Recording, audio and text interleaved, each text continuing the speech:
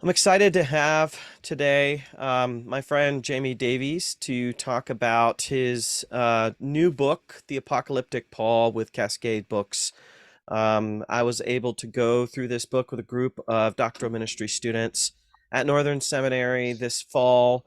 Few things I love about the book. It's short. I love a good short book that's not going to be too intimidating.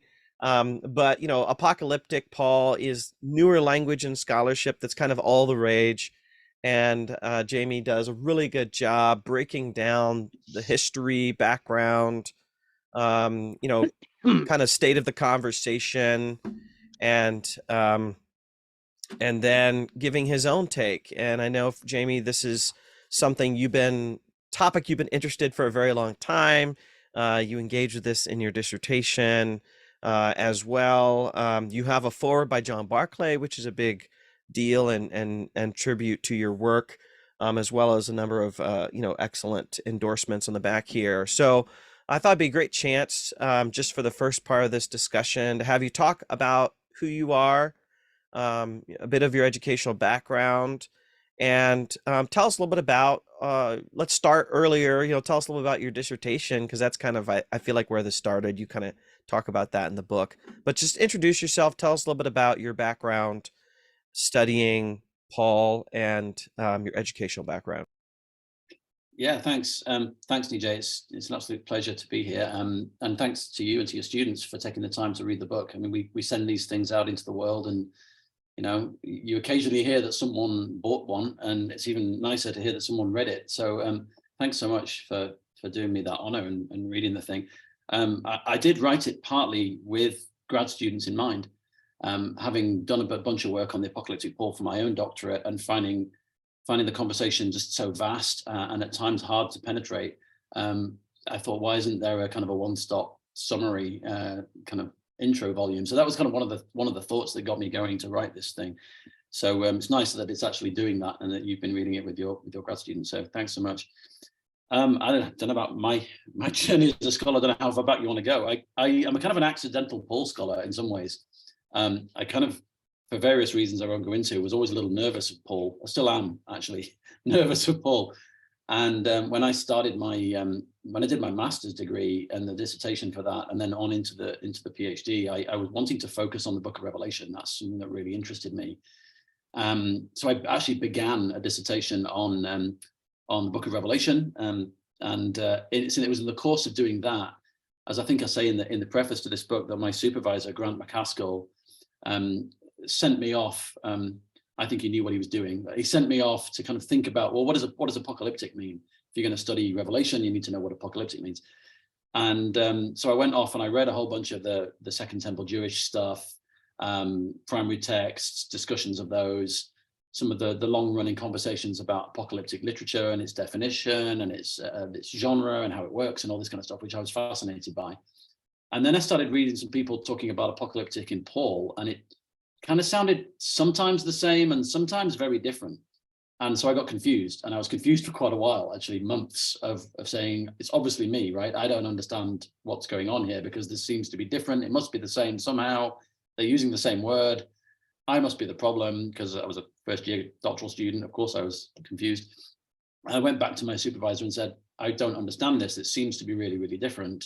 And he said, yeah, well, that's one of the interesting things that's going on. Before I knew it, I was drawn into the gravitational pull of Paul, somewhat against my will, and ended up, and if you've read the dissertation, which I had no expectation that you would have read my dissertation, but in there, I still keep Revelation as having its space. I actually try and bring a bit of a dialogue between Revelation and other apocalyptic texts, and the stuff that's been happening in Paul under the banner of apocalyptic, to try and ask some questions about where this is the same and where it's different, and whether that matters, and this kind of thing. So I kind of, became a Paul scholar by accident. Another little fact of my journey that was alongside that is while I was doing my doctorate, I was working as a research assistant at University of St Andrews, and the project that I was supporting was in Paul. So it made sense, with limited time and resources, it made sense to get a bit of synergy between those things. So yeah. Can you give us, I know this is hard for an academic to do, but can you give us just a short snippet of what you learned, what you kind of concluded in your dissertation? Yeah, I mean, the headline is basically that in the various scholars who have kind of either called to themselves or have been labeled by others as doing an apocalyptic reading of Paul, there are lots of affirmations about Paul's theology that I think scholarship on the Jewish apocalypses and on the Book of Revelation and so on would affirm. But there tend to be some often dichotomies that are set up, and it's often kind of sneaks in here and there that there are certain denials that go along. One of the obvious ones, for example, is about the question of continuity and discontinuity when we're talking about time and history. And so one of the questions that the project caused me to kind of reflect on and to try and develop in is how do we question these dichotomies? Where are they genuine dichotomies and where are they false ones? So I reached various kind of tentative conclusions in the dissertation. It being a dissertation, it's all quite tentative, but as to where the apocalyptic Paul might actually have maybe overplayed a hand or set up false dichotomies that need to be interrogated, where there might be more work to be done in trying to say some more both ands and some more nuanced responses on key theological terms. So the contents page of the dissertation will show you what the big headings are really, but that's the basic thrust of it, these kind of false dichotomies and where we can question them. And tell us about this book. This is in many ways kind of a follow-up to your dissertation. It's a textbook in some ways because, a big part of the book is kind of your ongoing commentary on kind of the history of scholarship, which is fantastic. And I told you this when I bumped into you at SBL, that I feel like anyone that's going to talk about the Apocalyptic Paul has to sign a statement they've read this so that they kind of are fully aware of how they're using this adjective apocalyptic. But tell us where this book came from and just a little bit about what you're trying to accomplish in the book, and then we'll get into the details. Well, thanks.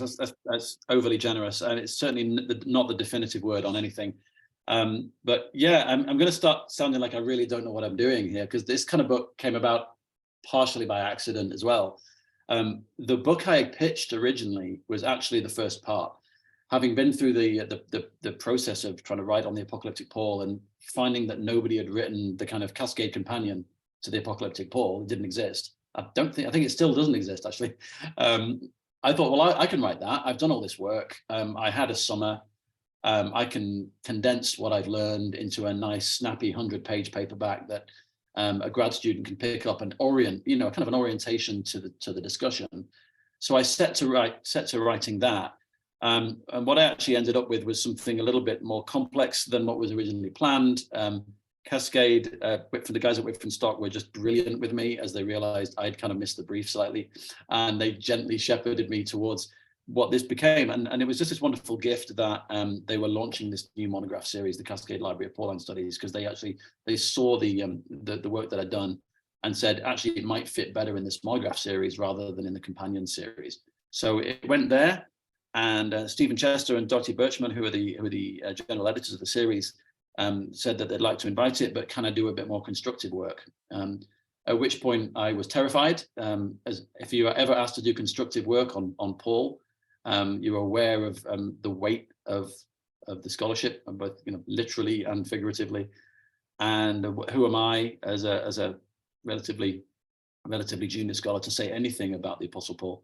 But I set myself to doing it anyway, and thought, well, what would I say? How would I contribute to this conversation? And so what you ended up with is, well, it does what it says on the cover. There's a retrospect, which is that intro to the conversation. Hopefully a little bit more than an intro. I kind of give my own assessment and critique of the movement, or the scholars involved. Whether it should be called a movement is one of the questions I ask. And then this prospect. So what are the big questions that are being asked about this approach to Paul? Where might we go next? How might we make progress? For some in Paul scholarship, things seem kind of almost intractable, like progress can't be made, that we're at a standstill. I'm a little bit more optimistic in the book. I think there's enough commonality between the different guilds working on these questions that actually, if we got together in a room and listened to each other, we could actually make some progress. So there's a hopeful tone to the book, which is sometimes reflected in my own demeanor, but not always. Yeah, I I think what's really helpful about the book is the majority of the book is analyzing the state of conversation, and then you do get into prospect. I think if it was the other way around and you did only 10 or 20% of analysis and then added constructive proposal, I think that would probably be too intimidating to accomplish Well, until yeah, kind I of mean, the end of your career. sorry for talking across you there. Yeah, I think part of the problem, part of the constructive work is actually to give a good and honest and fair account, because I think so many of the disagreements are actually misunderstandings. There's actually a failure to really hear the terms on which different people are speaking. This, I think, is the sort of thing that the Guild increasingly is producing as we all work in our different silos with our own kind of stock vocabularies and bibliographies. It's so easy to miss what other people are saying. And that's one of the things the book tries to do, is to try and host a conversation where I'm trying to give a really honest account from different perspectives. I spent some time in the systematics world, some time in the Second Temple Judaism world, and some time in the Paul world, trying to hear them, everyone on their own terms, and host a conversation that cuts across some of the misunderstandings. So in a sense, the way the story is told is itself its own contribution to try and clear the ground and figure out where the genuine disagreements are and where it's just misunderstandings and cross-purpose talking. And I don't know, it's up to others whether I've done that successfully or not, but that's what I was trying to do. Um, I'm going to ask you to do probably the impossible right now, and that is kind of summarize what is the apocalyptic Paul school. Now, having said that, I know that with any kind of major view on Paul, I know a lot of scholars who are in that school feel uncomfortable with the label. So, for example, I think John Barclay at one point was asked to write something on the Apocalyptic Paul, and it got changed into the gift view, I think, because he has his own take. Doug Campbell, I mean, he's associated with the Apocalyptic Paul, but he's, as you and I both know, he's his own thing. You know what I mean? He doesn't. But maybe you could say that about any of the scholars that are contained in this book, that they don't. I think sometimes when you use the language of school and you don't, but when scholars use this language, you kind of imagine at a conference they're all sitting in a room together scheming, Yeah. and And that's just not we the got case. jackets, we got matching jackets. Yeah, that's right. Yeah, they're not card carrying apocalyptic No. school, but I think part of the reason he wrote this book is it's a popular approach. When I wrote my beginner's guide to New Testament studies, I tried to lay out different approaches to Paul, and it was, it's I had that same feeling you did, where with fear and trembling we try to say these people belong together, even though there's disagreements. So can you just give us your take on what is distinctive about uniting, let's say, about the people that you talk about in this book? Yeah, yeah, and I think most of the people mentioned here would resist the language of a school. Right. I think all of us, none of us want to be put in a box, right? So in that sense, that it's not self-consciously a school. So this is it's a heuristic label, and that's the same with Paul scholarship generally. You got the Paul within Judaism school, or New the perspective. New Yeah. perspective school. These are things of our pundits like me on the sidelines inventing stuff. Real scholars don't want these labels. But in as much as it's a heuristic, useful way of gathering people together, yes, there are some real shared concerns. One of the things I found in revisiting the literature and reading again is just how committed almost all of these scholars are to some connection with the Second Temple Jewish writings, which comes as a bit of a surprise, because one of the critiques you often hear of this so-called school is it bears no resemblance to what real scholars of Second Temple Jewish texts know. And now, whether these texts are being read well or faithfully or on the right terms is of course that's the real question. But these scholars have regularly, in their footnotes, in their references, in their stated claims, said we're talking about something that existed in a sense existed in Paul's world. But I think one of the big commitments that unites them is the way in which Paul adapts within that tradition. And here there's an interesting touching point with the Paul within Judaism question, because to what extent is Paul adapting, transforming, anomalous or different or whatever within or with that Jewish apocalyptic tradition? And that's where things get muddy and interesting. So I think that's one of the things that really unites all of these scholars. There's a real commitment to reading Paul as an apocalyptic thinker, which is a word that is fleshed out in part by some connection with the writings of his time and the theological concerns. Obviously, Paul didn't write an apocalypse.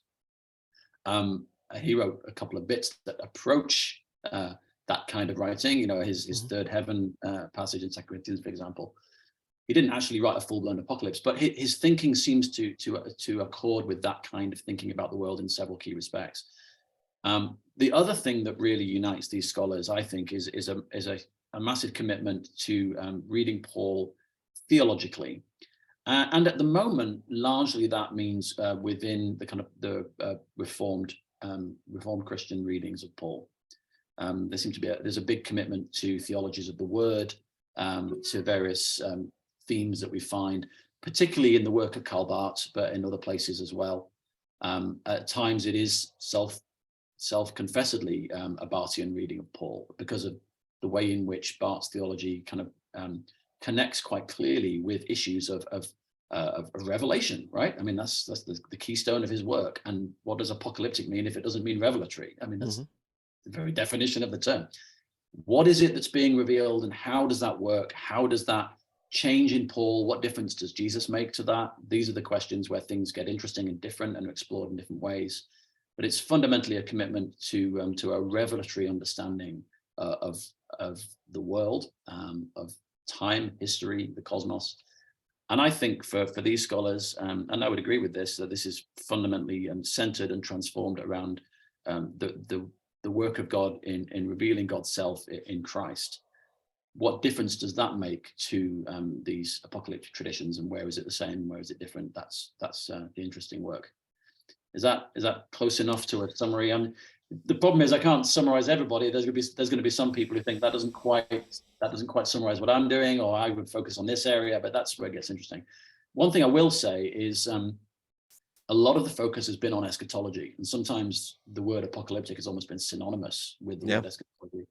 And I think what's really interesting is that, particularly springing from J. Lewis Martin's commentary on Galatians, which is so significant for this movement of scholars, is that was able to demonstrate, I think, Paul's apocalyptic theology in a letter that doesn't really major on eschatology, which is really quite interesting, because that was up until that point considered to be marginal when it comes to apocalyptic readings, and yet to focus on the way that other aspects of Paul's apocalyptic theology work in Galatians and elsewhere has been a really interesting kind of development, and there's a lot that's come from that. So there you go. I rambled a little bit. That wasn't quite the snappy summary you wanted, but you're a good academic in the sense that you're a little evasive in terms of trying to summarize. Oh, I'm trying not to be evasive. I'm just trying to make sure I give a summary that includes so many. This is the thing. It's actually quite diverse. There's no party line that I could give you in a one-liner. Also, I like the sound of my own voice, so you know. Well, you know, as you're talking about schools or not schools, I was thinking, people wouldn't place them into schools, but maybe there's some sense of genealogy because you have Lou Martin's students or people that kind of look to Martin for kind of that, what is apocalyptic, and then you may have the more Bart kind of oriented folks, Casamon, and now DeBoer has his own kind of approach. But Beverly Gaventa is, her more, the more she writes on Romans, the more we're starting to see her own approach. I'm going to open it up to questions in a minute, but I'd love to ask about kind of what goes into a book for writers, for academic writers. And so, you have different sections of your book. The first one is kind of the kind of first generation, which you call the genealogy, the apocalyptic Paul, Weiss and Schweitzer, Bultmann, Casemon, Becker, Martin. And then you have modern biblical scholars, DeBoer, Keck, Brown, Gaventa, Campbell, Eastman, Bowens. And then you have Christian theologians, Lowe, Kerr, Ziegler, Herink. And then you get into some other, analysis issues. I love asking scholars questions like, who were you kind of considering putting in that you didn't? I won't ask you who you would have taken out, but because that might be too much to say. But I kind of think about, like a movie, like a filmmaker and deleted scenes. Are there any deleted scenes that you want to talk about in terms of, gosh, I was deciding whether I wanted to include X, Y, and Z? I mean, I was deciding whether to include myself or not. I Yeah, decided not to. that's Well, awkward. Yeah. it's very awkward, and especially as I don't really feel like I've made a substantive contribution yet, so it would be a little bit wrong to put myself in that. Oh man, that's a good question. Who would I have put in? I mean, there are names. It depends how far back you go with this stuff. I mean, one of the things with genealogies is you can go a long way back. And the other thing with genealogies is they're not linear. People are influenced by multiple people. They don't just follow the person they studied with. Sometimes, as you'll see from the story, sometimes they rebel against the person that they studied under. So Yeah. genealogies, like families, are complex, and influence can take many forms. So it's very hard to try and draw a straight line through any of this stuff. Oh man, I would have been able to answer that a year ago when I was doing my editing and cutting material. There will be all sorts of people. Baumgartner would be in there, in some of the earlier stuff there. The contemporary scholarship, it's changing all the time. I mean, I included Lisa Bowen's work in there, which is some excellent recent work that's happening. But there's new stuff coming out all the time on this. There's a guy called Joseph Longarino who's written a really interesting book on death in Paul, which would probably end up in this one now. And I'd probably want to add more of the Christian theology side of things. I'm a bit of an amateur systematic theologian. I'm not trained in that, but I have good colleagues who help me. And what was going to be one section ended up being a whole series of sections on key theological voices. And I've just picked 4 there, but I could easily have included more. And there's really interesting work happening. Cyril O'Regan would be an interesting addition there, because he's a guy doing kind of apocalyptic work, but from a Catholic perspective. So that puts an interesting question mark next to the, are you just describing a reformed reading of Paul? So that's really fascinating to see. There's similar work happening in other places. And to be honest, while we're on that, John Bear, coming from an Orthodox perspective, again, touching on similar matters, perhaps in a different way, but there are enough things happening in the corners. So, but I'm an amateur on this. That's for somebody else. Some systematic theologian needs to write the volume that covers those people. So yeah, there's a few. I could name loads more people who are doing interesting work right now. But it was meant to be an intro to the stuff I knew, and it's like eventually you just got to stop reading and write something. And yeah, I don't know. Who do you think I should have put in? There was nothing here that was kind of. John Barclay. Maybe John Barclay's work could have gone in there, but he would, as he says in the generous preface he wrote, he's a little resistant to the label apocalyptic. So I didn't want to force it on him, but I think his work is very similar in some ways and different in others. Yeah. I mean, it would be interesting even to go back to patristic writings and see what different patristic writers might fit some of these categories that we modern scholars place on them. But nothing stood out to me. Doug Herring is interesting because I'd wondered, is he a biblical scholar or is he a theologian? I'm not, because he does a little bit of both. I mean, part of the interesting thing about this this gathering of scholars is it tends to frustrate those boundaries in really interesting ways, and some people won't like that, and that's fine. We need different kinds of approaches, but you get people like Douglas Herring who's written a theological commentary, and then you get systematic theologians writing on the Bible and biblical scholars who are doing actual kind of theological work, and I'd include myself in that. And that's one of the keystones of this movement. Is it's movement is a rather grand term, isn't it? This conversation is that it is a conversation between the guilds, and I think that's really valuable. We need more of those. What it's not done sufficiently yet, which I tried to add, is to bring in scholars of Second Temple Jewish literature into this three-cornered conversation that needs to happen. And part of this is part of the sociology of the guild. We go to conferences and we see each other in the same groups with the same conversations running, and there's a virtue to that.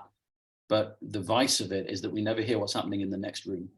So I wanted to kind of see more people from the Paul seminar nipping over to the Second Temple Judaism seminar and vice versa to listen to the conversations that are happening in the other rooms. And so, and I think you talk about this book, but that is happening. It is starting to happen now. I mean, John Barclay is a good example where, he took a break from Pauline studies early in his career to focus on Second Temple Judaism, especially Josephus. So he's coming into this with a lot of that knowledge. I studied at Durham, as you may know. Lawrence Stuckenbrook was there at the time. someone again who's going to bring a lot of Second Temple Judaism, um, you know, knowledge of the scholarship into some of these conversations. So it is happening. In fact, I think one of the things you really helpfully point out is how Martin de Boer has softened maybe some of those um, dividing lines that he's created, you know, eschatological dividing lines based on some of those conversations, if I'm correct. Yeah, So I mean, that's, this is how scholarship works, right? I'm a very black and white thinker. I yeah, tend to, if I have an idea, I tend to give it the extreme version and put it out in the world. And then I need other people to show me where I've overstated or missed or whatever. And it's that conversation that needs to happen. If we stop doing that as a guild and we just talk to people who already agree in our corners, then we're not really going to get much progress done. There are individual scholars who embody this. Grant McCaskill is one of them. hmm He's a real polymath. He's able to speak on Paul. He can speak on autism. He can speak on Enoch. yeah, He can speak on all sorts of things. He could tell you all sorts of things about Rush if you're interested in the band Rush. But we can't. It can't all be about just the polymaths. Actually, what we need is a guild of conversations where we bring our different expertise together. So nobody. I mean, the danger with a book like mine is that it ends up a slightly amateurish version of three different conversations because I can't single-handedly be an expert in these three fields. But what we need is to host those conversations where we bring our expertise together. And to be honest, even within New Testament studies, how many Paul scholars have regular conversations with Hebrew scholars or Revelation scholars or Gospel scholars? I mean, one of the things that I'm challenged by is if I'm not doing that, then I shouldn't really call myself a tutor of New Testament. I should really call myself a tutor of Paul. So I got to make sure I stay conversant, and that's impossible. I mean, look at the stack of books behind you. It's almost impossible to stay on top of just of Paul. But we've got to try. We've got to try and listen to these other conversations. So there you go. yeah. I'm preaching now, and I'll stop. Well, along the lines of preaching, you know, the students that I'm bringing this with are doctoral students. They're already interested in some of these academic conversations. But as we're, let's say, thinking about people in the church, pastors in particular, you have sometimes a sentiment among pastors, you know, why do I need to care about biblical studies? I'm just going to preach the gospel. What would be your, you know, 2-minute pitch on why it's important for a pastor, a preacher, to care about these different approaches to Paul? Apocalyptic, new perspective, Paul than Judaism, reformed, traditional, Jewish Paul, whatever. Like, why is this important Yeah. for a pastor to engage in these conversations? I mean, I can't do a 2-minute pitch for all of those different. No, just apocalyptic. Yeah. Yeah. So if I was speaking to a pastor, I'd say, well, what does Paul say about his gospel? He says he's not ashamed of his gospel because it is the power of God. So what does it mean to speak of the gospel as power? It's not just the offer of salvation or a message about salvation. It's actually the power of God for salvation. What are we saying when we're saying the gospel is power? And I think the apocalyptic reading of Paul is a way of trying to put its finger on that central question. What does Paul mean when he says that the gospel is power? And what does that power do in the world? And how does that relate to counterclaims for power in our world? Right? We live in a world where there's different claims for power. Some of them are power used for evil, and some of them are power used for good. What does it mean to speak of the gospel as power, and how does that intersect with some of the abuses of power in our world? If that doesn't speak to a church, I don't know what does. So that might be one of my opening gambits. There's probably 2 or 3 others that I would do, but that might be a good one, because we don't say enough about how the gospel is this kind of world-altering power in the world, you know, that we can try and bear witness to. That I think is a fairly compelling kind of pastoral angle that I might take. Yeah. And so I'm trying to put flesh on those bones and talk about it in detail. Yeah. Well, you know, just thinking about John Barclay's work, he would definitely resonate with those questions, those important questions. I'm going to go ahead and open it up to our students to ask questions about your book. Now, this may presuppose that people have read your book, so I'll just I'll ask the questions, kind of give a little bit, you know, are clear enough for the listeners today. But if students have questions, you can ask live or you can put it in the chat, and we'll go ahead and see what Jamie has to say about those questions. I'll wait a few seconds and I'll chime in with a question while you're thinking if I don't hear from somebody right now. Matt normally has questions. Hey, this is Dan. Jamie, go ahead. Jamie, thanks for your work, and this is a fun conversation.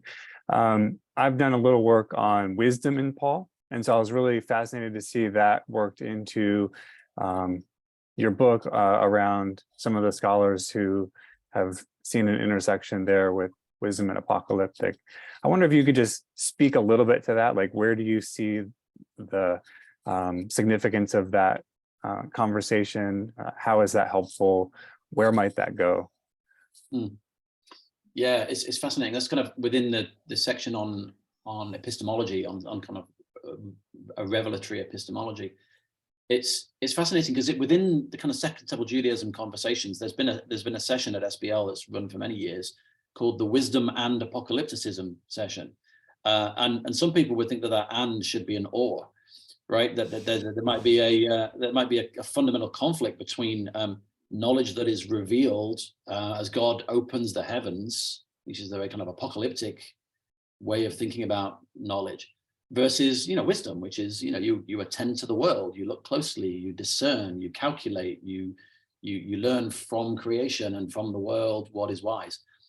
And what we actually find in the texts themselves, in the Second Temple Jewish apocalyptic texts, is that there is a place for wisdom within apocalyptic, and the two actually work together.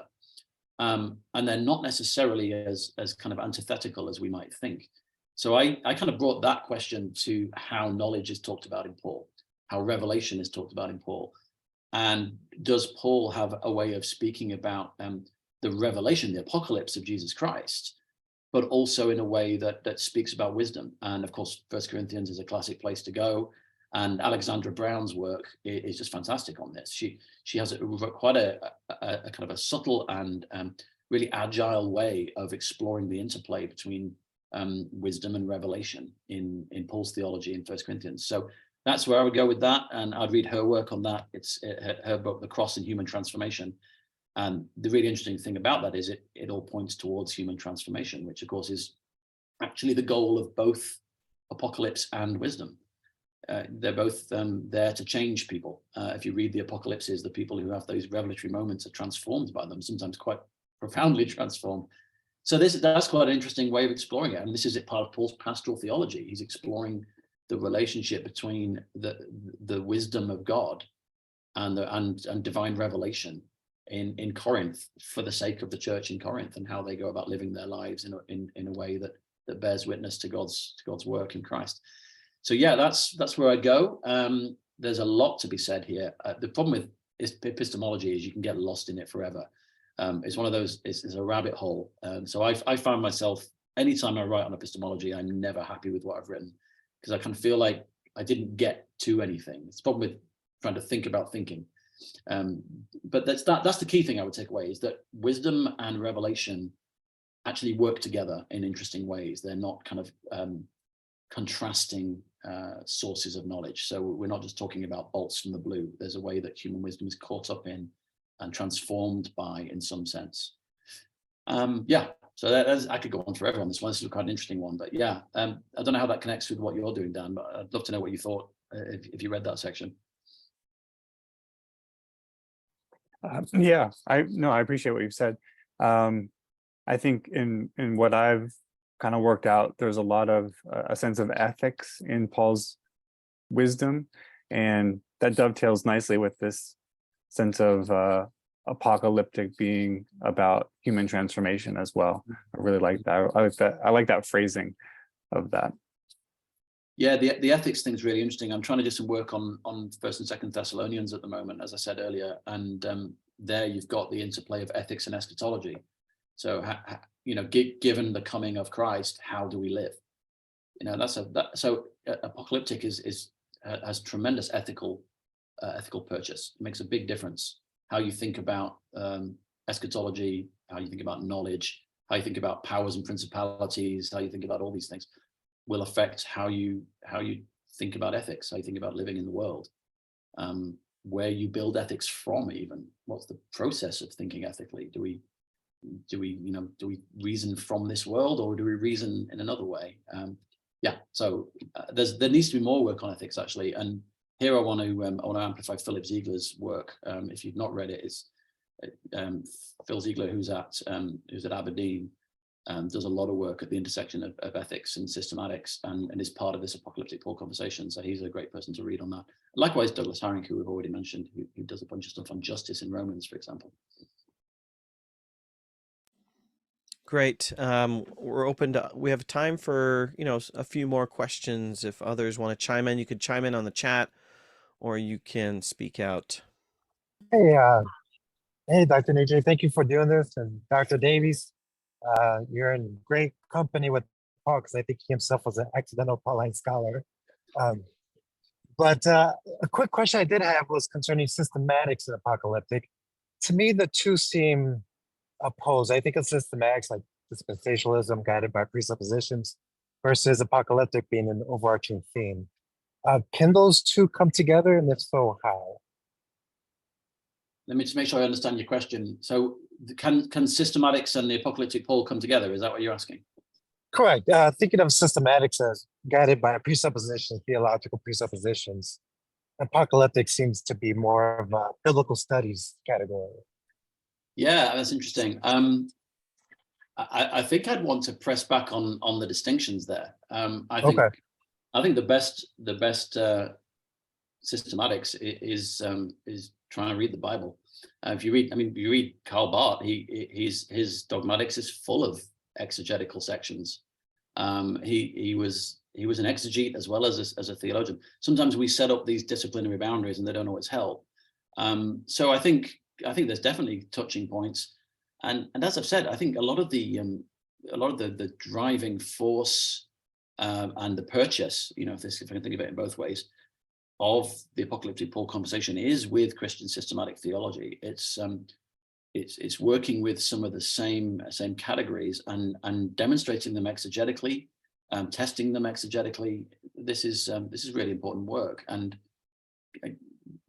good theologians often are trying to say what Scripture is saying. They're trying to talk about the Bible. So yeah, I don't know whether I say that systematics has to be based on presuppositions. I think systematics is trying to bear faithful witness to what God has said, and that is first and foremost what God has said in Christ, and of course the testimony to that in the Scriptures. So in as much as that's what I would define theology as, then that involves both study of the Scriptures and trying to give some kind of ordered account of that and some arranged account of that, which we might call systematic theology or Christian dogmatics or whatever you want to call it. So yeah, I don't think the two are as far apart. I think if we find ourselves saying they're miles apart, then we might want to question whether we've defined those two disciplines in ways that are not entirely helpful. I'm saying that as a kind of a Christian who teaches in a confessional context and tries to read Paul theologically. There's a lot of good work to be done in reading these texts that doesn't engage in the discipline of Christian theological reading or of systematic theology, and I have a tremendous amount to learn from people doing that work. So it's by no means the only thing, but it's where I find myself, and it's what I think is at the heart of this reading of Paul as well. So I don't know. I don't know. You come back at me if you think I've misheard you there. I wonder whether that there's maybe a definition thing here and how you thinking about the two disciplines that has made them sit too far apart. Yeah, and there might be a need a correction. My understanding systematic. When I think of systematics, I think of like Grudem systematic theology, where you have these preset categories, Trinity, angels, church, and whatnot. And to me, those categories seem too tight to have apocalyptic as an overarching umbrella over that. Right. I don't think you'd find many of the theologians involved in this work appealing to Grudem's approach to doing theology. And others are available, and there's a particular set of theologians that are the primary interlocutors because of the emphasis on revelation. It's not surprising that a lot of the theologians that are being engaged with are some of the so-called great voices from the Reformed tradition, from the theologies of the Word and the theologies of crisis and these kinds of work. Barth I've mentioned, but Caseman too, and others who show up in the footnotes of this work. But the really cool thing is it's it is reaching beyond that now. There are a lot more voices coming in from other quarters. So it's not straightforwardly just a repackaged, reformed reading of Paul. I think there's a lot more going on that's more interesting, which I try and kind of point fingers at here and there in the book. So yeah, so I guess I'd just say not all systematic theology has to be done with those kind of presuppositional categories or those approaches.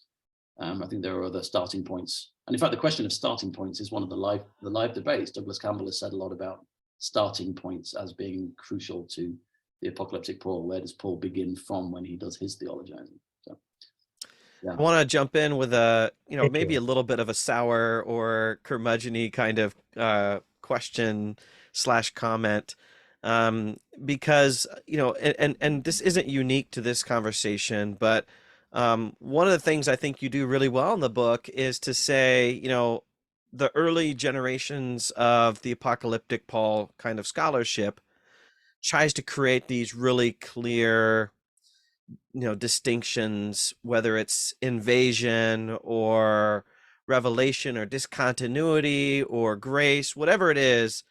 You have these categories, and I think part of the work you're trying to do, which you even did in your dissertation, is to say, okay, that's not exactly how apocalyptic texts work, or that's not consistent along all apocalyptic texts. And so over time, so what I feel like happens is you have this pendulum, right, that's on this side, and you have this new idea, this exciting idea, and then over time you have kind of a softening or an erosion of kind of the uniqueness of that. So I'm going to ask, is there a future? You kind of answered this, but I'd like you to talk more about it. Is there a future for this label apocalyptic Paul if by the end of the book you say that a lot of these things that scholars have claimed are distinctive or consistent amongst apocalyptic texts, whether it's, this forensic versus, I can't remember all the terminology, but, what does this label mean anymore if we've realized how diverse apocalyptic texts are, and even how inconsistent, or you might say multifaceted, Paul's writings are? Does that, so the reason I ask this is, take, for example, the New Perspective. You could define pretty well what the New Perspective was in the 90s, and now you really don't have books written with a subtitle, The New Perspective, in it, because it's kind of dissipated, even though some of the core insights are there from Sanders and Dunn. You don't have a whole bunch of books written right now. Is that going to happen to the apocalyptic school, that in 20 years we're not going to use this because there's been this erosion of what first made it distinctive, now that we've said, hey, there's a lot more nuance to it? I know this is a little bit of a sour question, but tell me your response to that. Well, yeah, I mean, it's kind of Hegelian, right? do we find this synthesis? In a sense, I don't care. I mean, I don't care about labels. The label is equal parts helpful and problematic, right? Like all labels. And I don't care about school. As I said, we talked about this a bit, in schools and so on. What matters is trying to understand Paul, and trying to think about how to read him, and read him well, whatever that means to read well. And that's debated. It's interesting the way you ask this question, because it's very similar to a question that's happening within apocalyptic genre scholarship, as to whether the genre is dead, whether even the idea of a genre is dead. Will Kynes has done some interesting work on this with wisdom. He wrote a book about an obituary for wisdom literature, and it's forcing us to rethink, what are we talking about when we do this labeling, when we talk about genres? And I think the similar things can be said about contemporary schools. What are we talking about? And I think there's useful things to learn from genre scholarship when we talk about this metacritical question about the guild. Are we interested in defining the boundaries of a tub that you can put all these, here's all the New Perspective people, and we know there's diversity, but there's basically the same tub. Well, maybe it's more interesting to look at this kind of a constellation approach rather than a container, and say, well, scholars connect to one another in all sorts of interesting ways. We learn from each other. We learn by disagreeing. We learn by agreeing. We gather things we are convinced are right, and we push back against things that we think are wrong. And that creates this wonderful, delightful web that we call Pauline scholarship, which then goes through the generations. And we can talk about those connections. We can talk about those genealogies and influences and thematic coherences and disagreements. That's far more interesting than talking about labels and boxes. And I think more productive, because it forces you to talk about the nature of the connections rather than this kind of quest for ever reducing definition. And I think it's absolutely right to be like, well, if that's what you're interested in doing, these things are eventually going to be so variegated as to be meaningless. And I think people in genre studies have found that's, you know, a bit of a terrible end game there as well. What's more interesting is saying, well, how is this person's reading of Paul similar to that person's, or this theologian's reading of Paul similar to this biblical scholar's reading of Paul? And where's the conversation between them and this other text that's being studied by these Jewish scholars and what they see? And let's talk about the issues, and rather than we tend to think about the guild like it's like we're pundits talking about Major League Baseball or something. Like we're talking about teams and who's winning over who and who are the best players in which team. And I'm more interested in the game. I'm more interested in talking about Paul and what he's trying to say. And actually, I'm more interested in talking about Paul as he talks about Jesus. So what's Paul got to say about Jesus? And I think this is a very useful conversation for getting at that. But I've written 2 books with Apocalyptic Paul in the title, but I don't actually care too much about the label Apocalyptic Paul. And if there were jackets on sale, I'm probably not going to buy one. But I found this conversation among scholars to be really interesting for putting its finger on really important theological, pastoral, ethical questions on how we read Paul, how we read him today, and giving purchase on parts of Paul that I hadn't noticed before. And that's what I'm interested in. I'm interested in reading texts well and reading them well in the world. I don't much care about the labels. And if the label disappears and we just say it's just something else, another one will be along shortly. If you're interested in being part of a club, there'll be another one. The new perspective is pretty old now. So there'll be another new perspective on Paul any day now, I'm sure. But I'm more interested in what's being said and how it relates to the world in which we live. And so let's talk about those things. That's very, again, I'm being very sermonic. You've got me at the end of the day when it's the end, it's Friday night, I'm feeling loose. It's the weekend. It's the weekend. Yeah, so there you go. I mean, I don't care, let it go. The label can go if we like, and maybe John Barclay is wise in never having adopted it.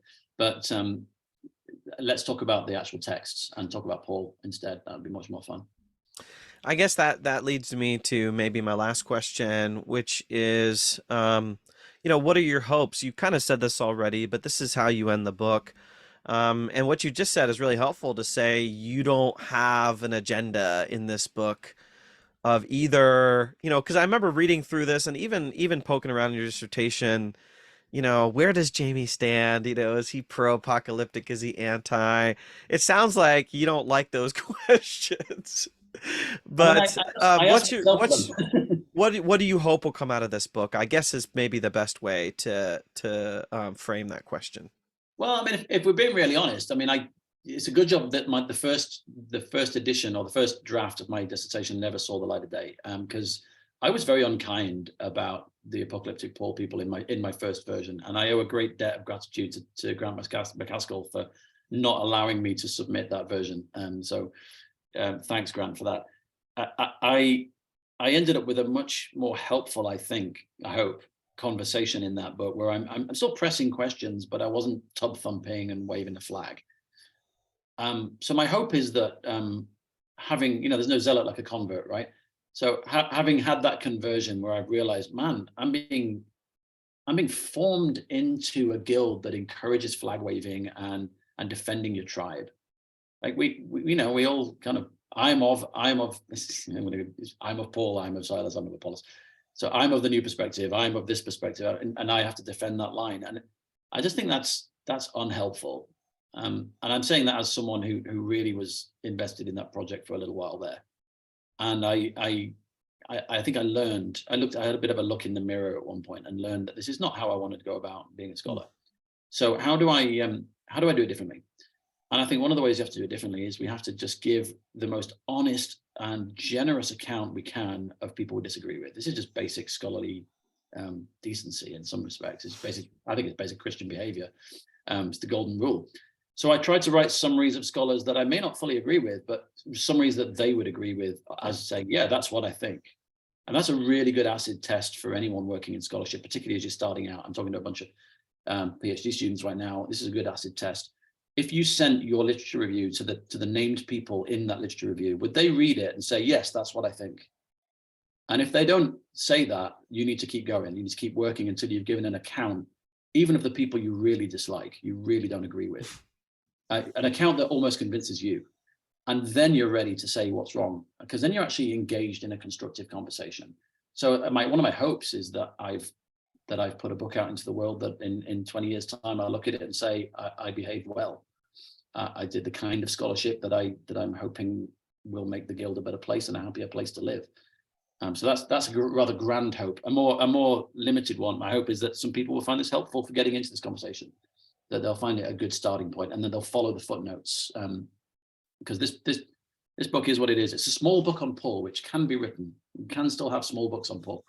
It's a small book on Paul, but it's a signpost to some big books on Paul. And so my hope is that some people will read those and read them with that spirit of generosity, trying to learn the best we can from each other.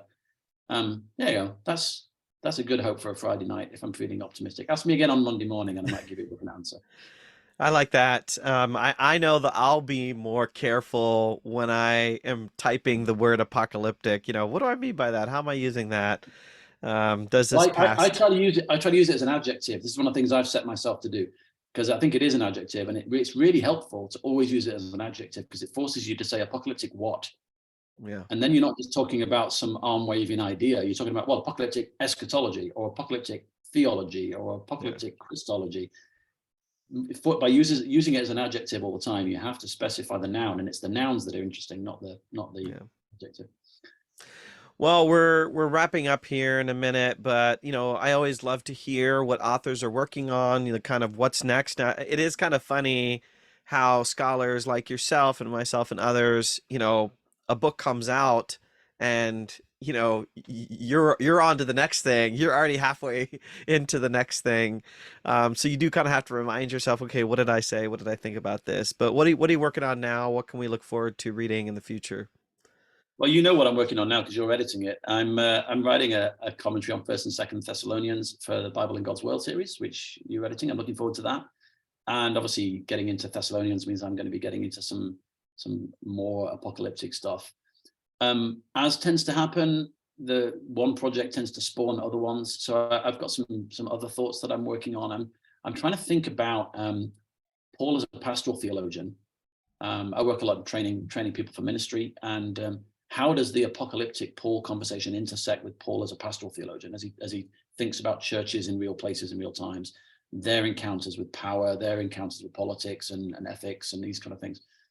So you can see how Thessalonians would spring into those kind of ideas. So I've got this kind of vague idea of a book which I may or may not get time for on Paul as a kind of an apocalyptic pastoral theologian, which will probably have a snappier title eventually if I ever get that far. But that's some of the more scholarly work I'm working on while I'm doing this work on Thessalonians and spending a lot of time in that text. So yeah, that's what's going on for me at the moment, and it's all early days. It's fun actually to be at the beginning of a new thing, having spent some time with this stuff. I'm hoping to make some more contributions along these conversations. So yeah, great. We look forward to that. Just for anybody watching on YouTube or listening elsewhere, pick up the Apocalyptic Paul from Cascade Books. Great read, great for a book study, as I did with my students. Thank you, Dr. Jamie, again for your time, and look forward to reading more from you in the future. Thanks for having me, and thanks for reading the book. It's a real honor.